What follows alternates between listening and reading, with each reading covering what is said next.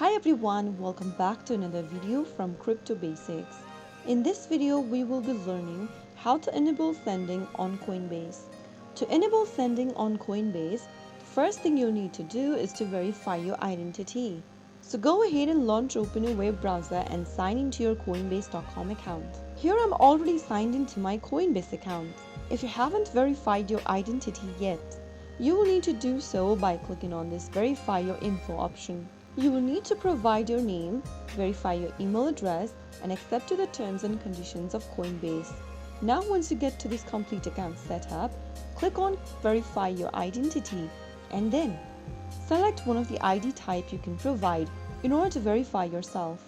Make sure that you upload any government issue ID, passport, or your driver's license. Choose any one option that you can provide and then drag and drop your document and finally click on upload.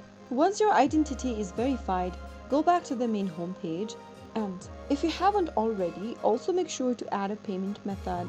Go to the top right corner and click on your profile picture. In the pop-up, click on settings. Once you open up your settings menu, click on payment methods. Now select add a payment method and choose whether you'd like to add your bank account, debit card, gift card, a direct deposit option in order to choose a payment method. Once you are done adding in a payment method, you can go ahead and start sending cryptocurrencies. Click on the transfer button at the top right and click on send crypto. Enter the recipient's address, amount you want to send, and confirm the transactions. So that is how you will be able to enable sending on Coinbase. All you need to do is to verify your identity and then add a payment method for yourself.